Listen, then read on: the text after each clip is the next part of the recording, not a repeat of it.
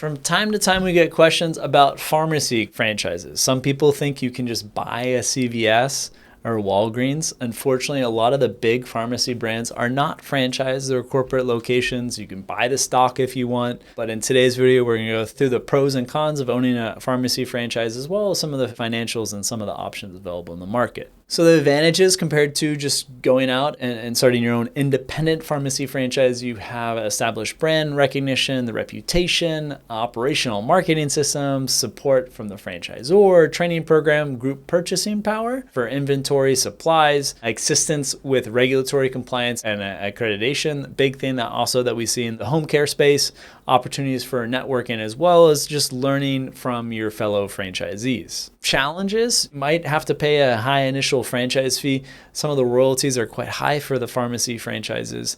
You have to really adhere to the franchisor's policy. There can be some inflexibility in terms of changing around the operations or even the hours. And then depending on the system, they might have different policies in terms of accepting certain insurance providers, where in your local area, it might not be well optimized. So you might have to do it anyways and negotiate with certain insurance carriers if your franchisor is not doing that. Looking at some of the financials, they're generally doing millions of dollars of sales. And if it's a pharmacist operating the business, they can expect to make $300K, $400K from the business. If it's more of a semi-absentee model, that's going to drop down quite a lot. So the EBITDA for a pharmacy, 5%, 7%, 8%, 9%, usually no more than 10% if you're not the pharmacist, you're not the owner operator. If you're the owner operator, you're the pharmacist, you can be making a pretty good livelihood. It's not the heyday as it was talking to pharmacists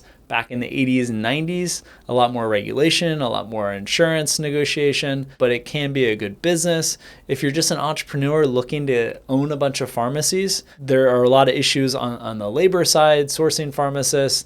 So it's definitely an industry to go in with your eyes wide open and talk to numerous franchisees that are already operating, whether it's a Health Mart franchise, and you can check that out on Vetted Biz, or some of the other pharmacy franchises in the space. Check out our website, as we have a directory on 7,000 businesses. We have a listing specifically on pharmacy franchises. Let me know if you have an experience owning and operating a pharmacy franchise. As a bit of a red flag, none of them disclose financials. Good Neighbor Pharmacy does not disclose financials. Good Neighbor Pharmacy closed a lot of locations in the past years. All Med Search does not disclose financials. Neither does MedCap Pharmacy. So there are quite a few brands. It's a bit of a red flag if a franchisor is not disclosing an M19, not disclosing sales. So definitely talk to existing franchisees of these systems and get the financials from them before you commit to opening a pharmacy franchise.